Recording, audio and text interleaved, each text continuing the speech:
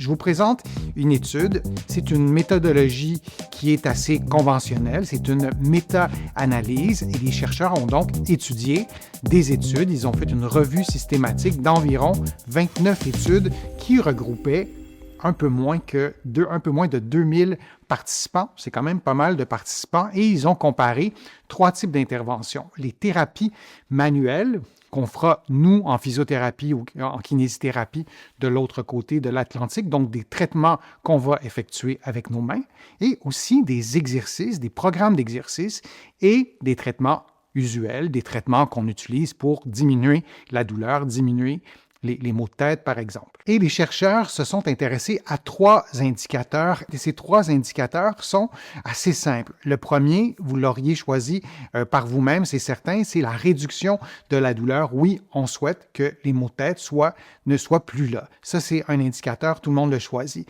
Le deuxième indicateur, c'est la fréquence des maux de tête. Et l'autre indicateur qui est super important, moi, je vous encourage à toujours le mesurer, soit avec vos professionnels de la santé ou par vous-même, ce sont vos incapacités. Qu'est-ce que vos maux de tête vous empêchent de faire? Ça peut être quelque chose de majeur, vous empêche de travailler, par exemple, mais pourrait vous empêcher de lire longtemps, pourrait vous empêcher de conduire votre voiture longtemps, de marcher longtemps. Alors, on mesure les incapacités. Souvenez-vous de ces indicateurs-là. Parfois, ça va vous aider aussi à réajuster votre thérapie ou réajuster vos interventions que vous aurez vous-même mis en place pour essayer d'améliorer votre condition. Pour ce qui est des exercices, on a mesuré des effets positifs, des améliorations, mais les résultats étaient variables sur la douleur et les effets positifs étaient particulièrement mesurés ou observés dans un contexte fonctionnel.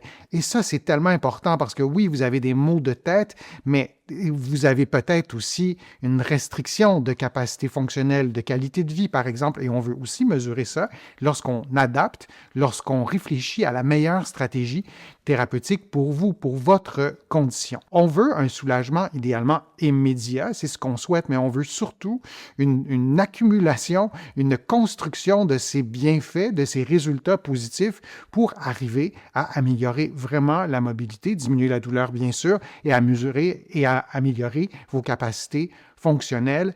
Quand on a des maux de tête et plus largement des douleurs, ce qu'on souhaite, c'est soulager la douleur. C'est tout à fait louable et nous aussi, en physiothérapie, c'est ce qu'on veut pour vous. Mais pour pouvoir avoir un soulagement permanent de la douleur, durable, on veut aussi s'assurer que toutes les autres composantes, y compris la mobilité, l'endurance, on veut que ce soit aussi récupéré. Alors, si on avait une baguette magique et on enlevait la douleur, si on ne traite pas le reste, ça serait étonnant que votre condition demeure non douloureuse et il est fort à parier que dans la vie de tous les jours, lorsque vous ferez telle ou telle activité, bien, la douleur pourra peut-être aussi revenir. Alors, ce qu'on peut retenir de tout ça, d'abord, les 3 indicateurs. La douleur, oui, bien sûr. La fréquence de la douleur, c'est un deuxième indicateur qu'on oublie.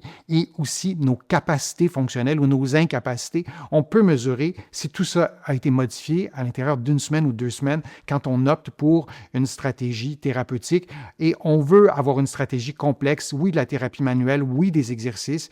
Peut-être aussi une remise en question de nos activités, comment on les fait, de quelle façon peut-être que notre cou se blesse à notre insu pour avoir les effets les plus durables possibles. Alors, c'est tout pour aujourd'hui. Je suis Denis Fortier, physiothérapeute. Je vous dis à une prochaine vidéo, à une prochaine fois.